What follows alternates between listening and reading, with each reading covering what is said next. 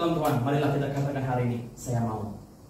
Saya mau menjadi pelaku rencana Tuhan. Saya mau menjadi pemberkat. Saya mau lepaskan diri daripada segala kegelapan, segala dosa, segala apa yang menghambatkan pembesaran saya dalam Tuhan. My potential, my call. Jadi yang dikasih dalam Tuhan untuk kembali atau untuk mengalami restorasi yang akan berhasil kepada revival. Kita perlu kembalilah. Halo?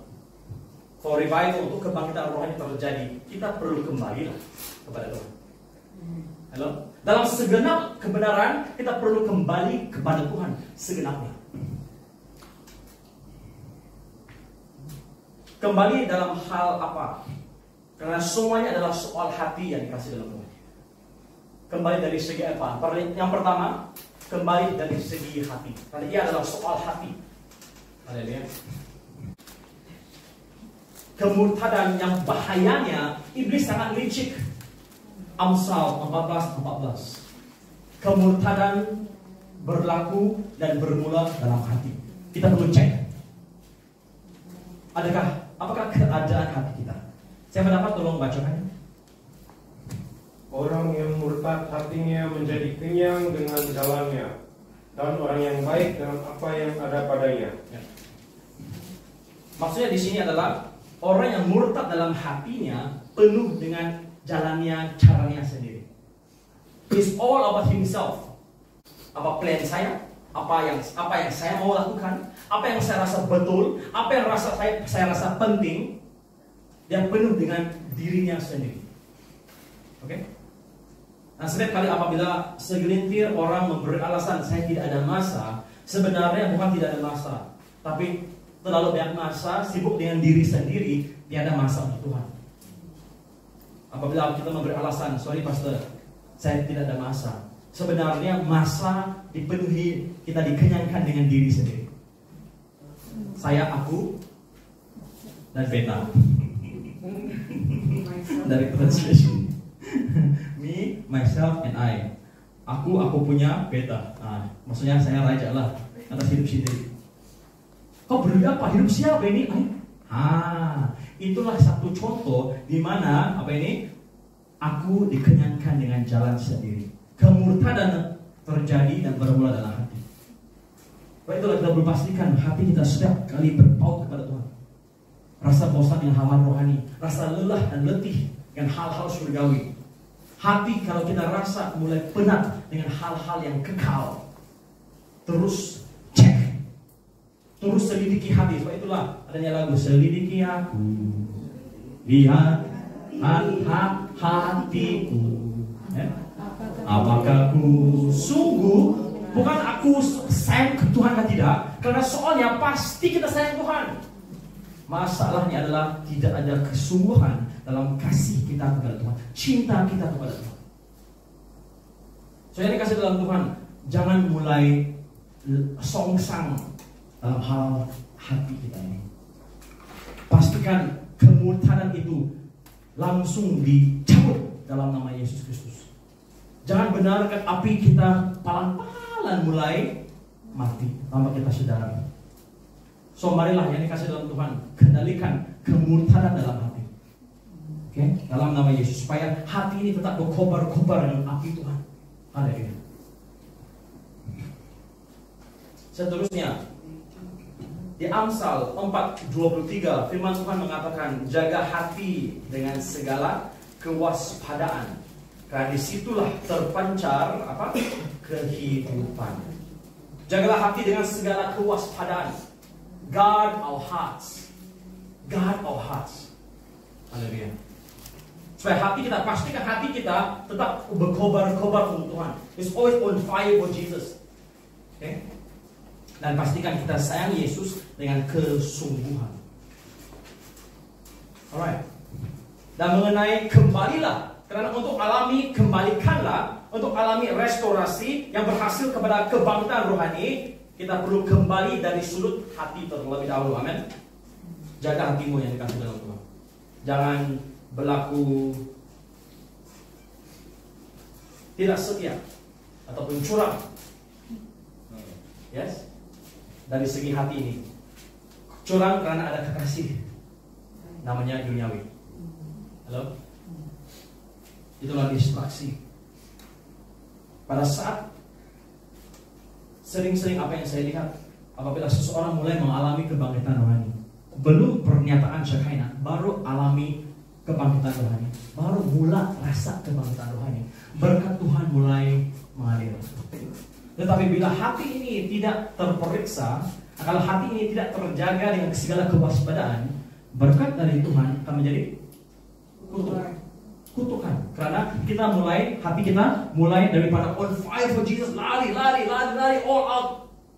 Tiba-tiba berkat Tuhan yang mulai mengalir, kita tidak cek hati mulai rasa curang, sudah mempertimbangkan cewek, mata mulai yang dikasih dalam Tuhan, jangan curang, jangan mulai pudar semangat kita untuk hal-hal duniawi.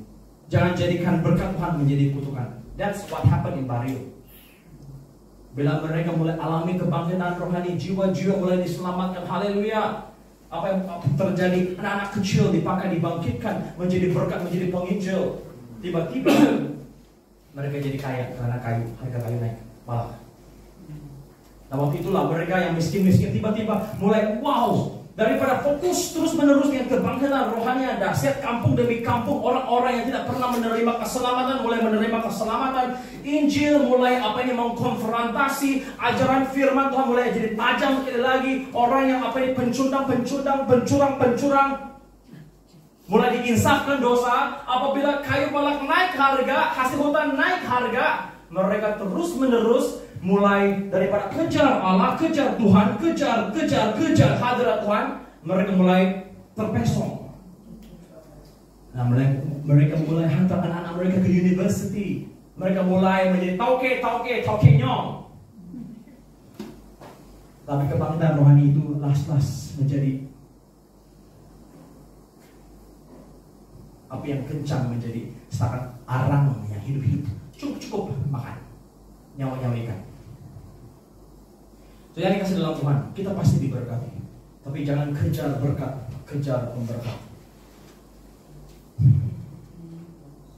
Jagalah hatimu yang segala kewaspadaan.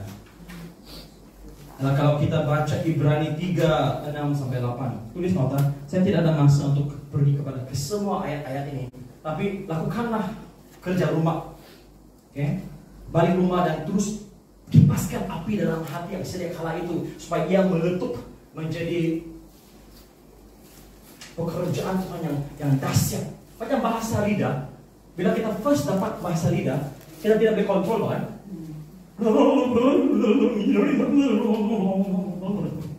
Tidak boleh kawal betul. Kebangkitan rohani apabila dia ambil alih, kita tidak mampu mengawal pekerjaan Tuhan dalam hidup kita. Tetapi kita perlu pastikan kita terus dalam keadaan dikuasai oleh Tuhan. Dikuasai oleh Tuhan. Okay? So don't take control of your lives, that God rule over us sepenuhnya. Haleluya. That God take over. Apabila Sarah mau bantu Tuhan memberikan Abraham keturunan, terjadinya silat. Ishmael dilahirkan dan keturunan Ishmael kawin dengan musuh-musuh Israel yang kemudian menjadi musuh abdi kepada Israel. Jangan sekali-sekali karena ketidaksabaran, karena hati yang tercendung dan curang, kita mulai saya rasa Tuhan terlalu lambat nih, saya tolong Tuhan. Jangan sekali-sekali coba tolong Tuhan karena tidak sabar. Sebab itulah Pentakosta terjadi bila rasul-rasul 120 orang, termasuk Maria dan adik-adik Kristus dan saudara-saudaranya berkumpul, tertunduk kepada Tuhan, siap menerima strategi, command dan kuasa dari surga, baru mereka bergerak. Yang dikasih dalam Tuhan, Ibrani 3 ayat 6-8 katakan, jikalau hari ini, bukan hari besok, bukan hari semalam, tapi jikalau hari ini engkau mendengar suara Roh Kudus, jangan keraskan hati. Kemurtadan berlaku bukan bila kau berjambang ataupun berbunuh. Kemurtadan keadaan terjadi bermula dalam hati. Bila kita mulai keraskan hati dan tidak terima keseluruhan firman Tuhan ini dan mulai pilih. Saya punya ipar seorang orang Pinang. Dia bilang pilih-pilih langsat. Maksud kita mulai pilih-pilih langsat. Oh, ini kuning sedikit, tidak hitam. Ini saya mau. Ini ada hitam sedikit, tidak mau lah. Ini ayam, efek sudah tidak mau lah. Saya mau yang cantik, perfect. Apabila datang dengan firman Tuhan, jangan saja ambil yang manis-manis, cantik-cantik. Yang sakit, masam, pahit pun terimalah. Karena orang Chinese percaya mereka suka makan pahit. Durian pun pahit, sayur pun pahit. Tidak pernah pikir kan kenapa ini Cina suka makan pahit? Ada obat, guys. Apa yang kita pikir pahit dalam firman Tuhan, sebenarnya ada penyembuhan, ada kuasa kesembuhan. Jangan tolak apa yang kita rasa pahit, masam. Terima dengan segenap hati, hadamkan, dan biar ia membawa pemulihan, restorasi. Kalau hari ini kita mendengar suara Roh Kudus, jangan keraskan hati. So sekali lagi, untuk alami kebangkitan rohani, untuk alami kembalikanlah, kita perlu kembalilah. Dari segi Wahyu 2 ayat 4, saya mau kita baca. Saya tahu ini adalah ayat yang cukup kita hafal, kenal. Mari kita baca ayat ini supaya kita pastikan kita dalam landasan yang benar, supaya kebangkitan rohani ini tidak akan terbantut, supaya tidak seorang pun akan jatuh seperti Yudas, Rasul Yudas. Wahyu bab 2 ayat 4.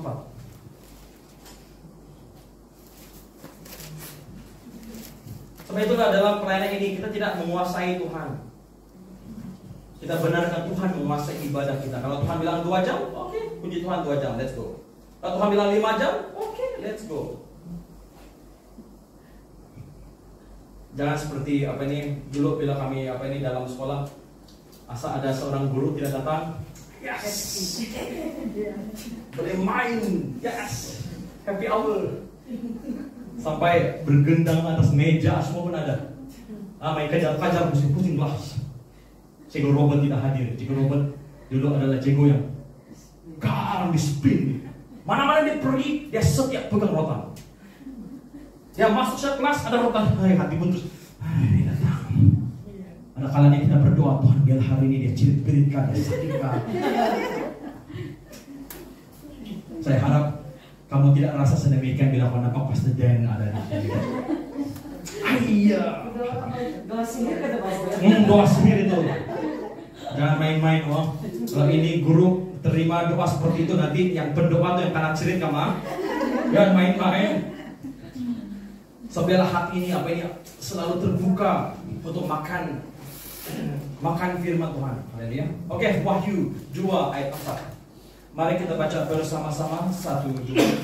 Namun demikian aku mencela engkau, karena engkau telah meninggalkan kasihmu yang semula.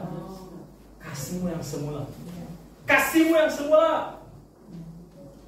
First time terima bahasa roh, langsung Roh Kudus mengambil alih lidah ini. Kita tidak boleh menguasainya. Haleluya. Cinta pertama pun macam itu juga. Siang malam undalah hadirat Tuhan. Mana ke gunung mana pastor kopi, di situlah saya akan berada. Cakap sejak pastor, anytime, anyway, have a Kit Kat, have me. Kasih semula ataupun kasih pertama, first love orang bilang. Tapi ini sama Tuhan, bukan mantan kau. Yang dikasih dalam Tuhan, marilah kita kembali kepada kasih semula. Apa saja yang kita lakukan, kalau bukan berdasarkan kasih semula, the excitement, the eagerness for God to speak, for God to work.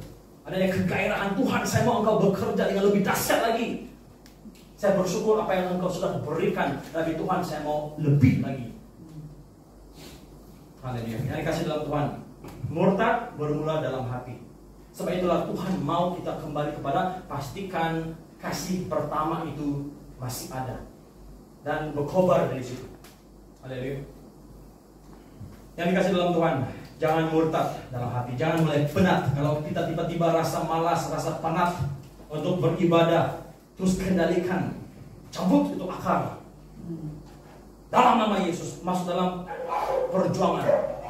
Sifat perjuangan, tengok anjing lo berjuang. Itu benar. Yang dikasih dalam Tuhan, Tuhan sedang melakukan sesuatu yang dahsyat di kalangan kita di sini. Yang bila tiba-tiba Tuhan menggerakkan saya, bila ada pelayanan di Tambunan, oke, kami sekeluarga akan rehat di kampung. Dan Sabtu sudah pelayanan, Ahad. Oke. Lepas itu Tuhan bilang sertai ibadah. Bila kita sertai ibadah, luar biasa. Apa yang terjadi bila pastor itu sedang berkhotbah? Apa yang kita sudah khotbahkan selama 2 tahun atau lebih? Nah, kita ada seminar lagi. Yosua 1 ayat 1 sampai 11. Musa sudah napakai. Yosua nokomiat.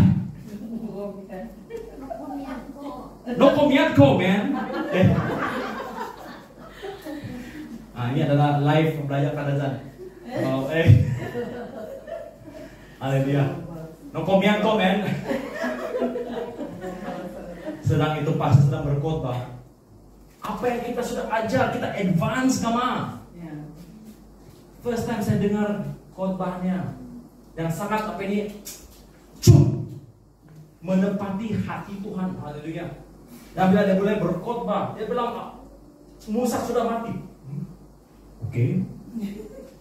Bangkit dan masuk tanah perjanjian. Dia mulai berkhotbah sebiji apa yang kita khotbah di sini. Dia mulai berkhotbah.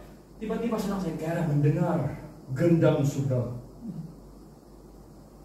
Tiba-tiba ada manak-manak ibu-ibu di belakang.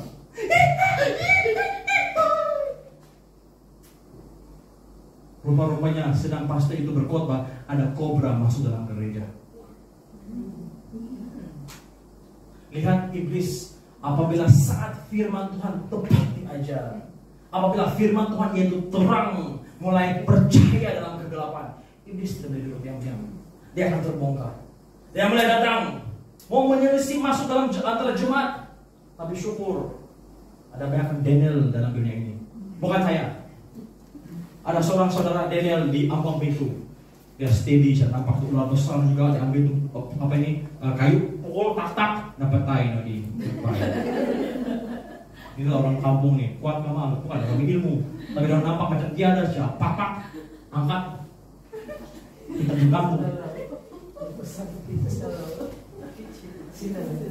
Iblis dibongkar. Yang tidak boleh itu stay. Karena adanya satu hamba Tuhan berjaya, telinganya tidak tuli mendengar suara Tuhan. Dan dia khotbahkan, haleluya, firman Tuhan. Dan ular itu terbongkar. Bila firman Tuhan ada, terang Tuhan ada, dan dia terbongkar. Dan apabila itulah yang saya katakan, iblis tidak serang kita, dia hanya serang balik. Pada saat kobra masuk dalam gereja, hasilnya apa? Dia mati. Dia tatak kepalanya. Yang kalah bukan kita, tapi dia. Kau ini. Haleluya. Yang dikasih dalam Tuhan, bangkit. Jangan murtad dalam hati, kembali kepada kasih semula, kasih pertama. Haleluya. Dan mengenai 3 tugu kerajaan Tuhan. Teguhkan dalam hidup pribadi. 3 tugu kerajaan Tuhan. Mari kita baca. Karena ini adalah I'll build up from here, ya. Ini adalah bagaimana Tuhan akan mulai membina kebangkitan rohani yang konkret. Haleluya. Yang teguh, yang kuat, yang tidak mampu tergoyahkan bila goncangan datang. Oke, mari kita pergi ke Hosea 6, 1-3. Ada sesuatu yang kita perlu beri perhatian. Oke, Hosea 6, 1-3.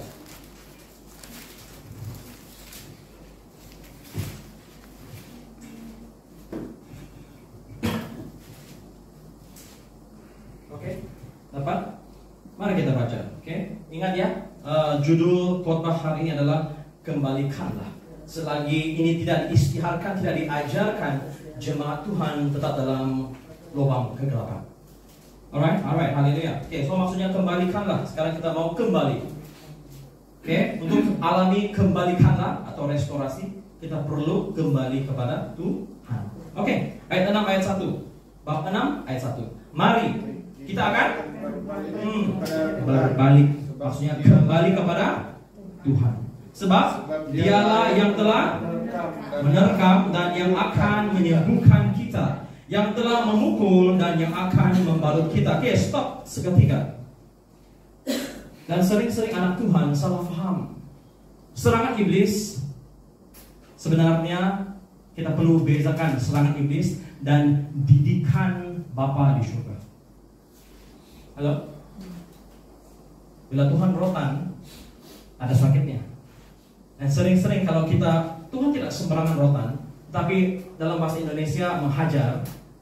Kalau kita terus dalam keadaan sangal, degil, dalam jalan kita sendiri, Tuhan dalam kasih-Nya akan rotan kita. Contohnya, bila saya berada di Ranau, ada seorang deacon yang fitnah pelayanan saya, dan ketua sidang dan timbalan ketua sidang mendengar apa yang deacon ini fitnahkan saya dan pelayanan saya di Ranau. So, apa yang terjadi di situ adalah timbalan dan ketua sidang tidak lakukan apa-apa. Mereka tidak lakukan apa-apa, mereka mendengar saja dan orang diam-diam tidak buat apa-apa. Lepas itu bila saya kedengaran fitnah yang cukup jijik, cukup jahat, mengatakan bahwa saya masuk rumah-rumah dan berzina dengan jemaat. Satu tuduhan yang sangat teruk. Ini adalah deacon yang fitnah. Katakan bila saya masuk dalam rumah-rumah di kampung, bukan pelayanan tapi berzina. Saya kasih tahu timbalan sidang. Saya bilang bagus, hari itu hari Ahad. Saya dapat tahu hari Ahad. So selepas pelayanan, saya kasih tahu sama timbalan sidang. Saya bilang kasih tahu deacon karena dia dibawa kaum yang jagaan. Kasih tahu ini deacon, suruh dia bertobat sebelum Tuhan merotannya.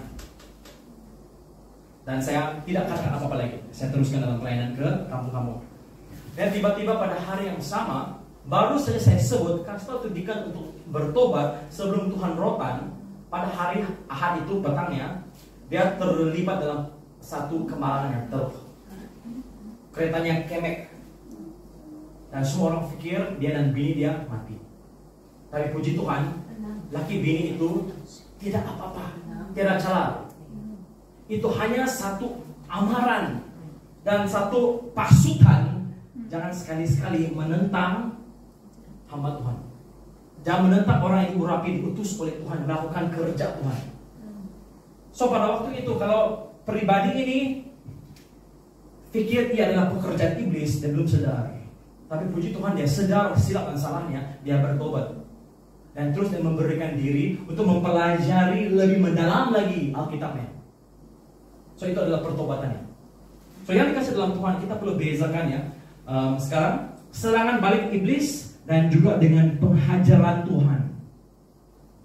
Bukan setiap perkara sakit datang daripada iblis. Ada waktunya Tuhan memberikan amaran, rotan dalam kasih untuk tidak teruskan dalam perjalanan pemberontakan yang akan berhasil dalam kebinasaan. Karena kebangkitan rohani juga selain berkat ekonomi, selain lawatan malaikat-malaikat, tetapi ada satu unsur yang sangat penting dan genting untuk memastikan kebangkitan rohani ini berlarutan sampailah Maranatha, yaitu penghajaran Tuhan, rotan Tuhan. Untuk pastikan kita tetap dalam landasan yang benar dan betul. Kita perlu ada ketakutan terhadap Tuhan, supaya kita fokus pada Tuhan. Saya tidak berubah karena pastor khotbah. Saya berubah karena Tuhan mau saya berubah. Amin. Haleluya. Oke. Hosea 6 ayat 1, apabila Tuhan merotan, Tuhan janji dia akan sembuh. Dia akan sembuh. Nah, ada satu kesaksian. Dahulu bila Tuhan mulai membentuk saya keluar daripada kejajalan, kenakalan. Dulu saya suka menakau. Bukan karena tiada duit, tapi karena thrill seeking. Saya suka karena adanya apa yang rasa itu adrenaline rush. Saya suka mencuri. Bila saya akhirnya pindah pergi ke nilai, iblis begitu liciknya sekali. Di nilai adanya tamu. Saya rasa mama saya sampai hari ini tidak tahu tuh.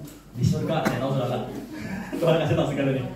Apa yang terjadi adalah bila saya naik pasikal, pergi ke tamu, saya jalan-jalan, suka jalan-jalan. Hari Selasa adalah hari tamu di sana. Jalan-jalan, tengok-tengok barang, dan tiba-tiba saya dengar bisikan, macam lama kau tidak mencuri, oh. Ayya. Dan itulah silap dan salah. Saya ikut cara si Hawa. Saya menjawab lagi si iblis. Ya kan, betul juga. Jadi saya mulai tengok-tengok barang yang paling mahal di tamu. Tengok-tengok banyak orang. Oh, saya dapat ada satu perkara yang saya suka. Satu macis mahal. Oh, buka otomatis ada new music. Ini bagus nih. Bos, ini berapa? Tapi tangan kiri sudah masuk poket. Bos, ini berapa? Itu macis mahal sudah masuk poket. Tangannya di sini. Kalau saya tidak mau jadi pastor, mungkin saya jadi sulap mata nih. Apa yang terjadi adalah sudah saya curi. Oh, happy-nya. Happy, ye. Ku mencuri sudah dengan berjaya hati sukacita. Naik basikal, balik ke rumah. Tiba-tiba mama menelpon. Satu tangan pegang brake dan lupa disc brake. Nah, ngambil brake-nya, disc brake di depan. So, angkat telepon, mami telepon. Halo, mau limpas tuh apa ini itu bonggol. Saya tekan brake. Tiba-tiba tekan brake, saya terbang, Mbak. Saya terbang. Lepas tuh saya cederakan saya siku. Masih berdarah Pak siku. Tapi tidak peduli siku berdarah, mau cari ke macis. Mana macisnya nih ya? Handphone jumpa, dompet jumpa. Mana itu macis? Saya terbang tidak juga jauh sangat. Di sini-sini juga Mbak kalau mau terbang. Yang Tuhan bilang, ini adalah kali terakhir kau mencuri. Saya tidak jumpa tuh itu macis. Tiba-tiba Tuhan bilang, tengok ke siku. Sampai hari ini siku saya dia parut adalah satu bentuk love. So itulah sejarah pencuri terakhir. Yang dikasih dalam Tuhan. Tuhan akan rotan kalau kita jajal. Tapi Tuhan panjang sabar. Kalau belum lagi kena rotan, jangan tunggu kena rotan ke rumah sakit. Bertobat sebelum kena rotan. Oke? Sebelum RIP wah. RIP itu teruk penyakit sudah itu.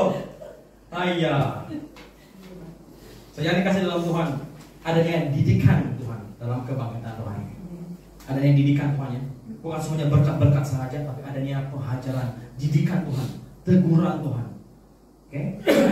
Tapi Tuhan menjaminkan apabila kita berbalik kepada Dia yang telah menerkam, balik-balik dan nyanyikan singa Yehuda kan? Jangan kau diterkam oleh singa Yehuda. Bertobat sebelum diterkam. Ini bukan iblis ini Tuhan Bapa di surga ya. Dia akan menyembuhkan kita. Yang telah memukul. Oke, jangan lupa juga tahun ini adalah tahun 2023.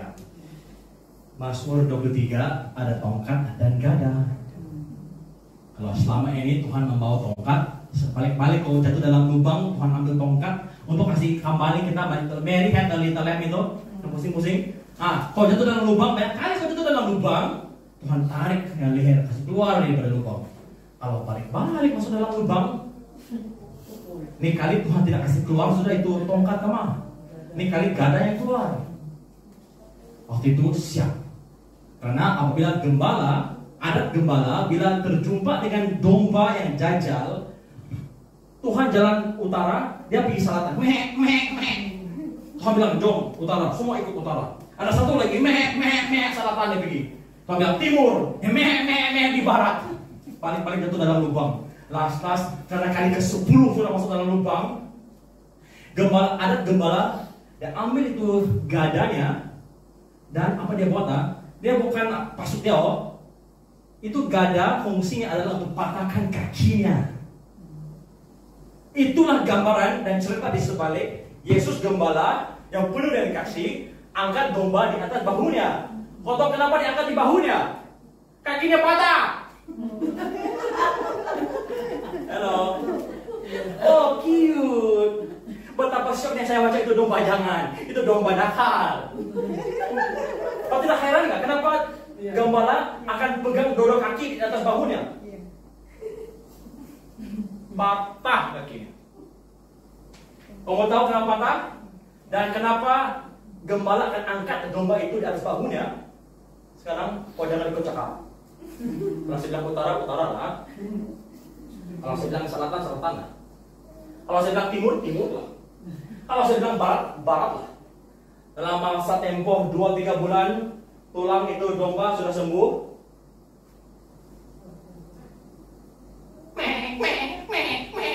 ikut sudah. Tahu sudah ikut. Lepas didikan. Sebab itulah tahun ini, tahun 2023, saya berdoa tiada domba yang jajal di sini. Tidak, siapkan patah kaki. Jangan tunggu dipatahkan kaki.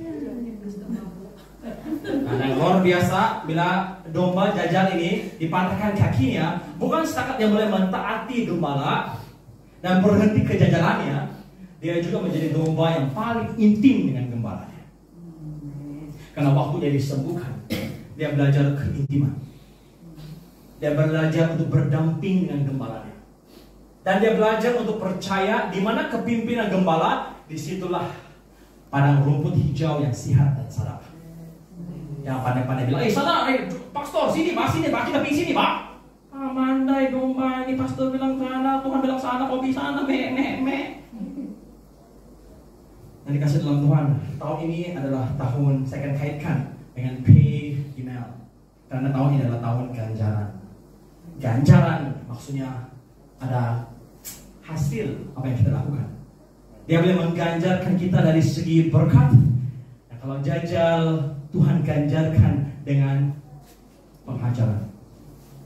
Kalau fasik, Tuhan ganjarkan dengan penghukuman. Oke? Yang akan terjadi tahun ini, yang dikasih dalam Tuhan, marilah kita kembali kepada Tuhan, kembali kepada landasan. Oke? Alright.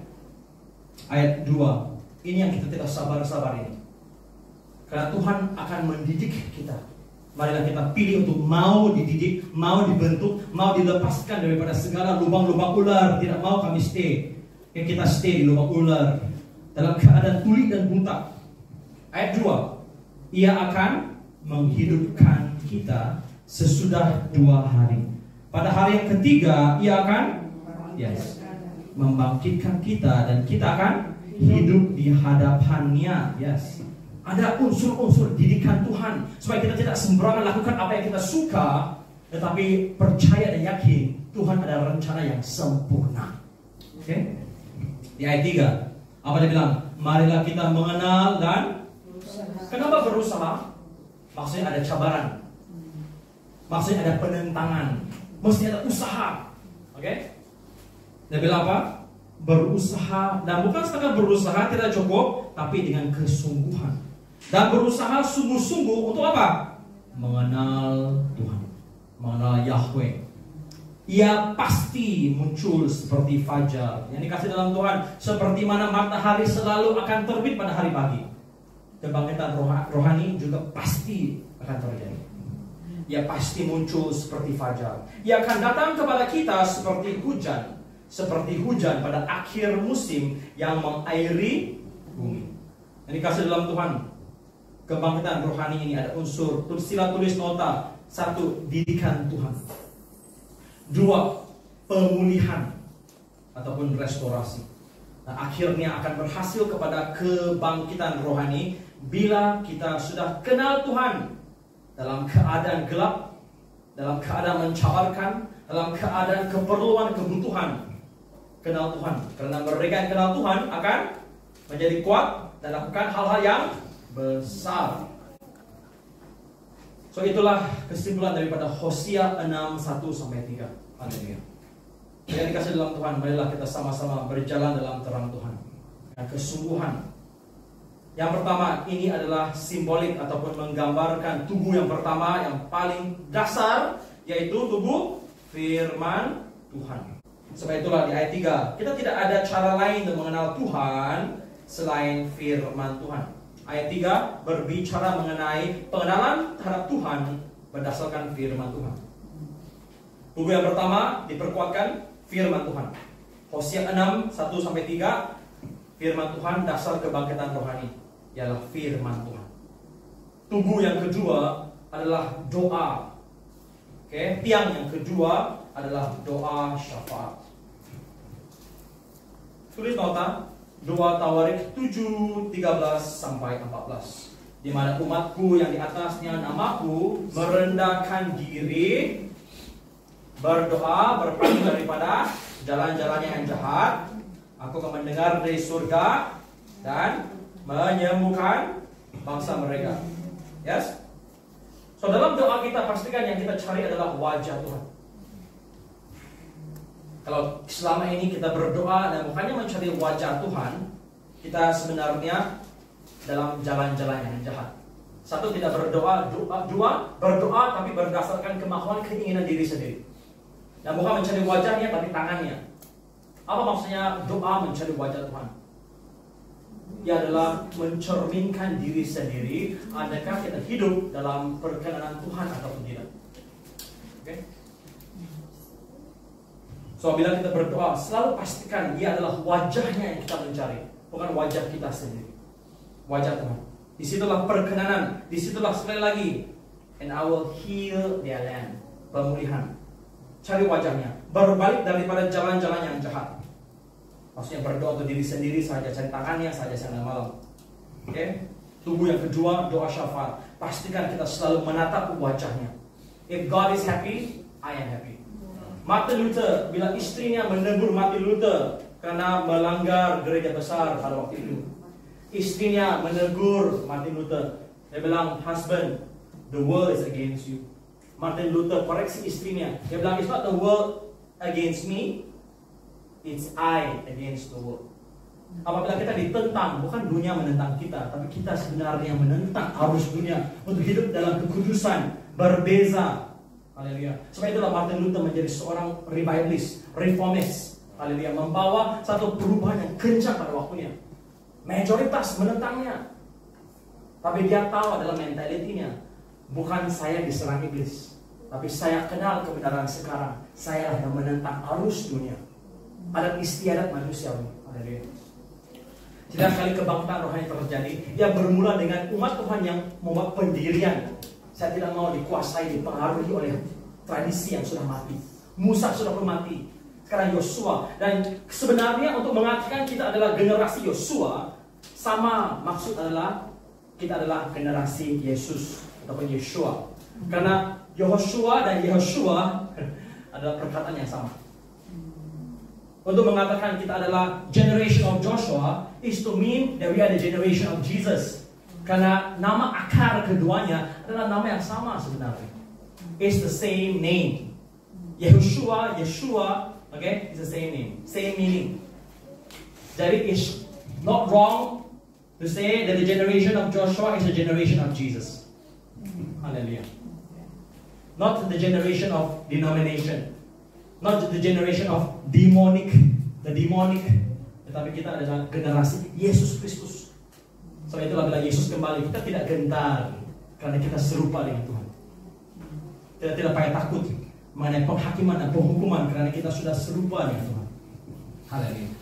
So tubuh yang kedua, doa syafaat. Always ensure that our prayer life is always all about His face. Pastikan doa kita selalu menatap wajahnya, apa yang Tuhan inginkan.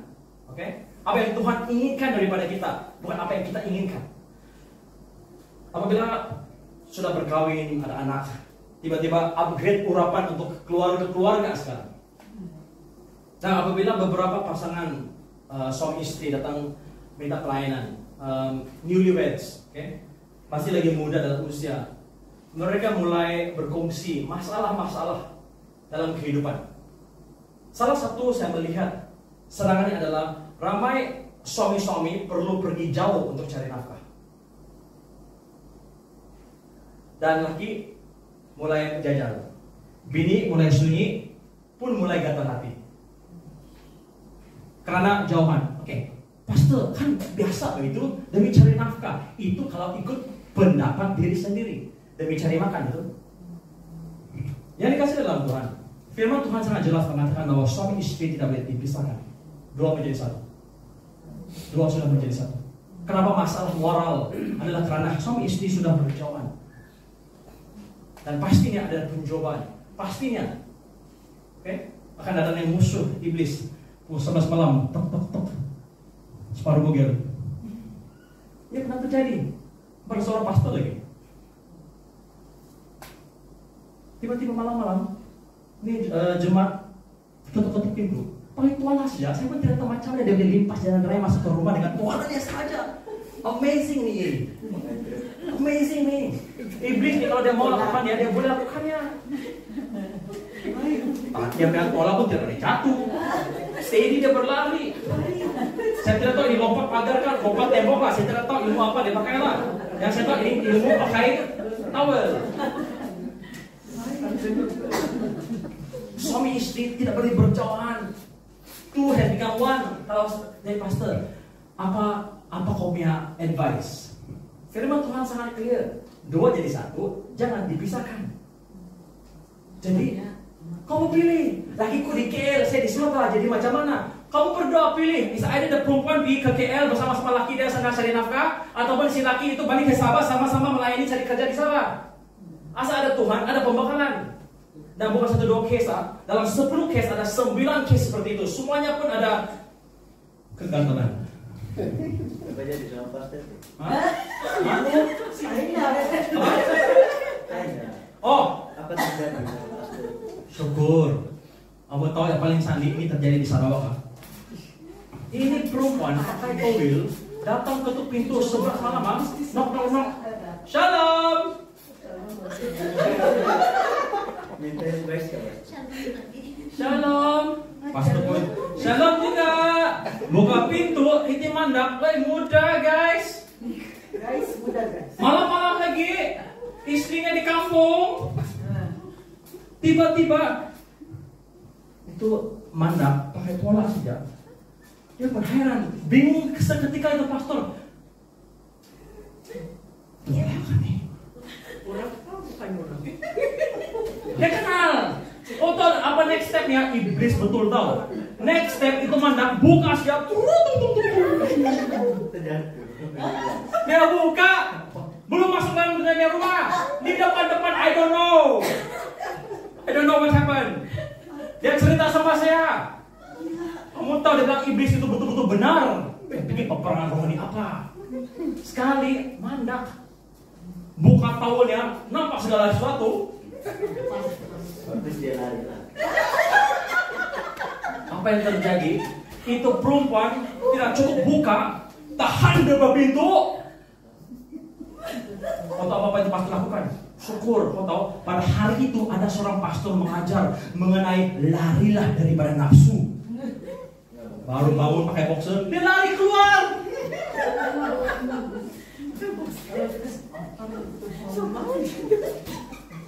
Mujizat kedua pakai boxer, ada taksi mampu terima kau juga.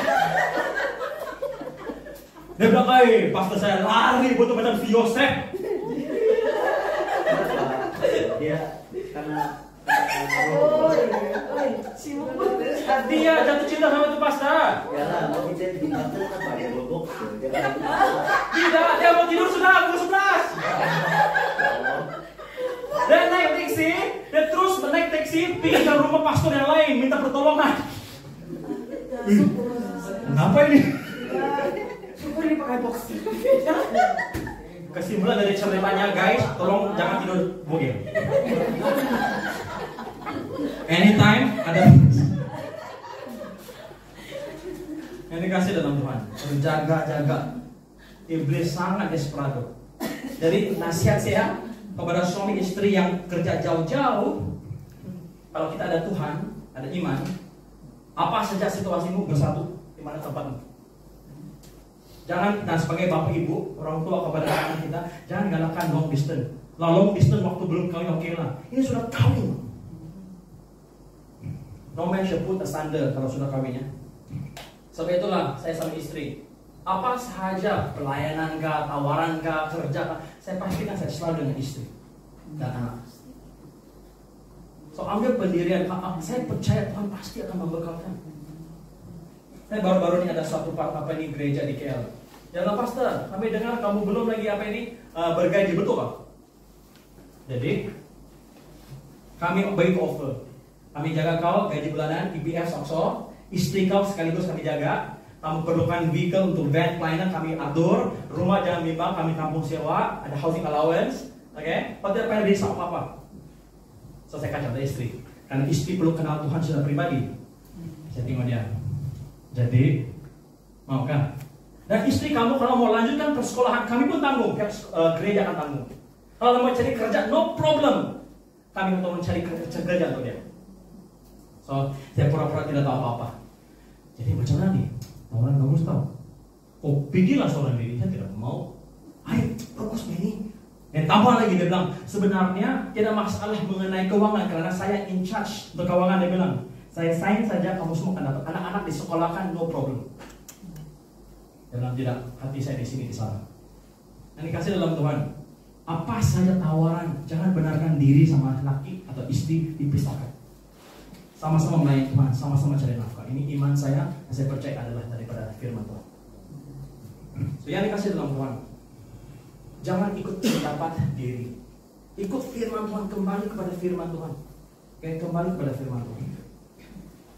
So, yang dikasih dalam Tuhan, Tuhan ingin membina. Dan apabila menyentuh mengenai hubungan suami istri, Tuhan sedang utuhkan hubungan kita sesama selaku satu keluarga, one family in God. Oke, one family in God. Haleluya. So, yang dikasih dalam Tuhan, yang seterusnya adalah tugu penyembahan, praise and worship. Oke, itu di Amos 9. Mari kita baca Amos 9, 11 dan 12. Karena ini adalah dasarnya kebangkitan rohani tidak boleh lari daripada 3 tugu ini. Oke, alright, Amos 9, 11, 12. Amos.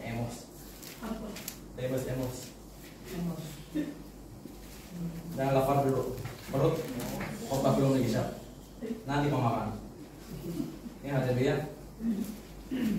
Amos 9, 12. 11, 12. Oke, Ezra, tolong baca. Amos 9, 11, 12.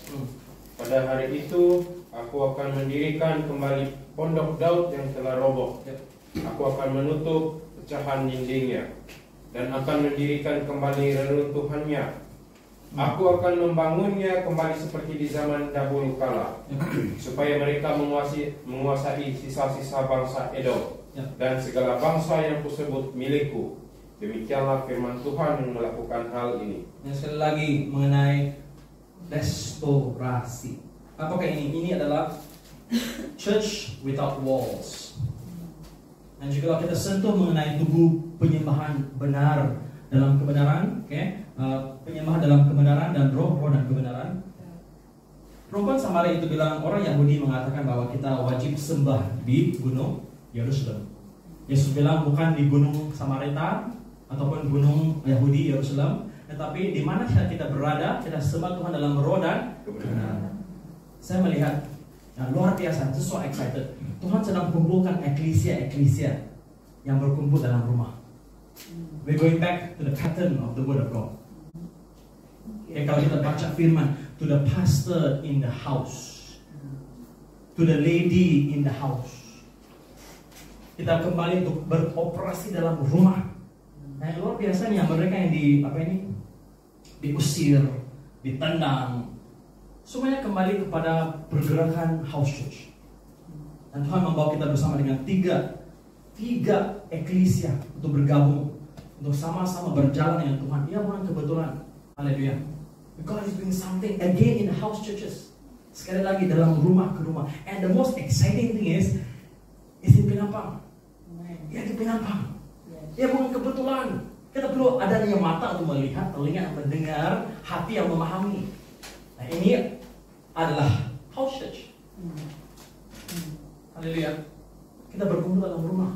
The fire is going to spread melalui rumah-rumah, gereja di rumah. Haleluya. Jiwa-jiwa akan dimenangkan dengan sedemikian cara. Haleluya. So ini adalah penyembahan ataupun ibadah tanpa dinding. It means di mana setiap Tuhan pimpin kita boleh pergi. Kita boleh pergi di mana-mana Tuhan. Asal ada rumah, jalan. Haleluya. Dan syukur di Sabah kebanyakan rumah besar-besar. No problem kumpul 30 orang. Kalau kasih sardin apa? Macam China kalau lapar untuk Tuhan, hoi. Kalau kasih sardin. So ini adalah penyembahan dalam roh dan kebenaran, bukan tetap di satu tempat, tapi dalam rumah ke rumah ke rumah. Dan sebab itulah kenapa dahulu pemuridan sangat berkesan, one on one. kita terus melihat apakah masalah keluarga. Kenapa kamu dihantui? Ada gambar si Said Baba, ada gambar naga di sana. Bajunya satu mata, woi, brother.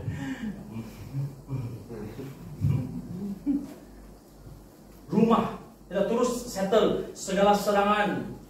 Kenapa? Yang semua berada di rumah. Bonfire, semua barang-barang yang terkutuk, terbakar, terus di sana. Rumah ke rumah, Tuhan sedang melakukan sesuatu. Dan mengenai bila saya melayani baru-baru ini pada Christmas di Pamunan, Pastor, sebenarnya ini adalah ibadah bersama pertama sejak PKP. Pastor, maksud kau? Kami sebenarnya sejak PKP berhenti menyewa gedung. Kalau sewa gedung 2 tahun kontrak, tidak boleh berkumpul. Last dorang berhenti beribadah dalam gedung, dan mereka waktu PKP orang lain tidak boleh bergerak karena tidak boleh sampai dalam gedung, kan? Mereka pula, wow, mereka sedang mengalami kebangkitan. Mau dibaptiskan, ada sungai. Dan rumah ke rumah, semua pastor-pastor bilang, wow pastor, waktu kami lockdown, kamu masih lagi menginjil. Ya, waktu lockdown, semua jemaat kan adalah Kristen. Kami pergi kepada pagan-pagan dalam hutan. Di sana tidak roadblock. Di sana tidak ada, sudah ada vaksin? Di sana tidak ada cek suhu dulu. Panas api Tuhan ini, haleluya. Waktu PKP 2 tahun, mereka rancak di sana. Luar biasa. Dan apa yang, satu, mereka berhenti kumpul dalam gedung. 2, mereka mulai berkumpul dalam rumah-rumah. Dan mereka mulai memenangi jiwa-jiwa. Haleluya. Dan 3, apa yang terjadi? Waktu PKP lah, mereka alami kebangkitan dari segi satu rohani, satu lagi kalau ada kebangkitan rohani, mesti ada makan. Mereka ada project menanam sayur-sayuran. And after waktu itu untuk pastikan semua jemaat ada makan, karena tidak boleh keluar daerah, duit pun ekonomi tidak masuk. Waktu itu pekebun pun tidak boleh jual-jualan. So mereka tanam demi diri sendiri dalam 2 tahun itu. So setiap jemaat ada makan minum, no problem. Ada nasi, ada ayam, ada sayur. And then sekarang bila lockdown sudah habis, buka balik sepadan, mereka jadi supply kepada Brunei. Wow, jadi supply kepada Sarawak. Haleluya. You see how God works? Kalau kita balik kepada dasar firman, itulah kebangkitan rohani, merangkumi semua. Haleluya. Rohani dalam roh dan kebenaran. So amazing. Marilah kita mendengar apa yang Tuhan sedang lakukan di kalangan engkau dan saya, di sini, di tempat ini, dan juga dengan kebersamaan dengan yang lain. God is doing something awesome. And God is laying the foundation, dasar yang kuat, supaya kebangkitan ini tidak akan datang dan pergi. Haleluya.